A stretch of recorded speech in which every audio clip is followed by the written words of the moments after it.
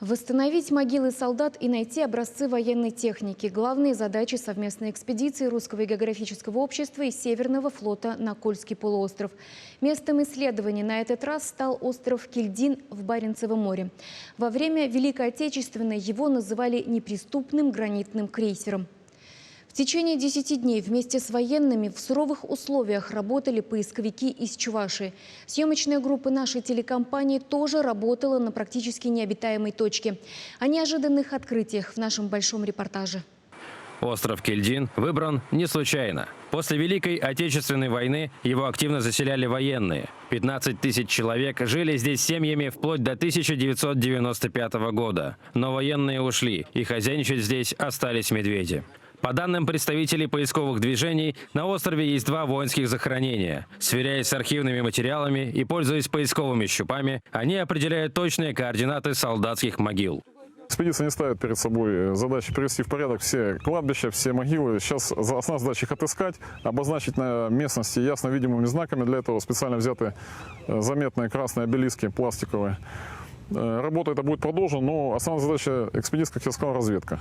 Сначала у могилы выкапывается яма для установки обелиска. Потом его выравнивают относительно других, укрепляют камнями и засыпают землей. Участники поисковых движений очень трепетно относятся к сохранению памяти погибших солдат.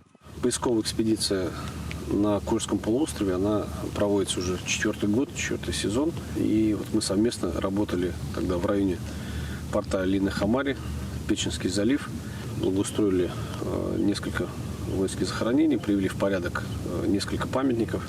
И также были нами обнаружены несколько пушек времен Великой Отечественной войны, которые успешно мы эвакуировали и привезли в музей Северного флота. К сожалению, со времен Великой Отечественной войны паспортизация захоронений проводилась небрежно. В результате возникли неточности в документах, которые навели на ложный след. На определенных территориях захоронены одни люди, на самом деле они захоронены в другой части острова Кильдин. Благодаря, наверное, совокупности разных факторов, в том числе историк Стрельбицкий, работая с одним из архивов, обнаружил достаточно интересные фотографии воинского захоронения острова Кильдин Восточный, на котором как раз были изображены могилы авиаторов. Фотографии датируются 1947 годом, там же была приложена схема захоронений. На острове были построены различные военные объекты. Например, береговые артиллерийские батареи. Они представляют собой башенные установки калибром 180 мм. Такие начали строить еще в 30-х и использовали в годы Великой Отечественной войны.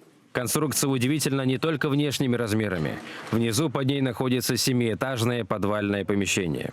Да, рвались бомбы, звучали взрывы, но крупных боевых действий, как на других участках фронтов, здесь не было совершенно. И, может быть, как раз это и заслуга острова. Немецкие фашисты знали, что здесь мощный гарнизон, и именно он прикрывает вход в Кольский залив. Также у поисковиков была информация о неизвестных захоронениях в северной части острова. Однако на их месте было найдено нечто совсем другое. Здесь что необычного? Вот я прошел по берегу, посмотрел, вот похожие вот такие вот небольшие холмики, заложенные, скажем так, пластиковыми камнями. Вот они такими ровными. В случае десантирования, то есть ждали это все-таки наступления фашистов с моря.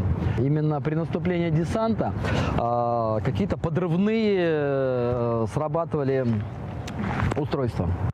Команда Русского географического общества исследовала и территорию вокруг заброшенного аэродрома. Он был построен в 1942 году. После окончания войны его модернизировали. Взлетно-посадочная полоса была покрыта металлическими секциями, сцепленными друг с другом. До середины 80-х годов аэродром использовался в качестве запасного. Например, в годы войны здесь садились поврежденные самолеты.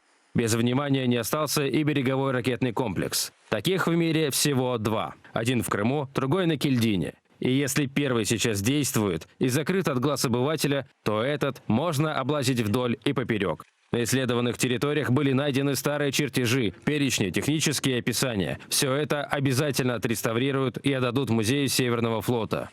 За время пребывания на острове команда столкнулась с различными капризами погоды. В некоторые дни температура воздуха опускалась до +6, а шторм в 4,5 балла принес с собой сильный ветер и дожди.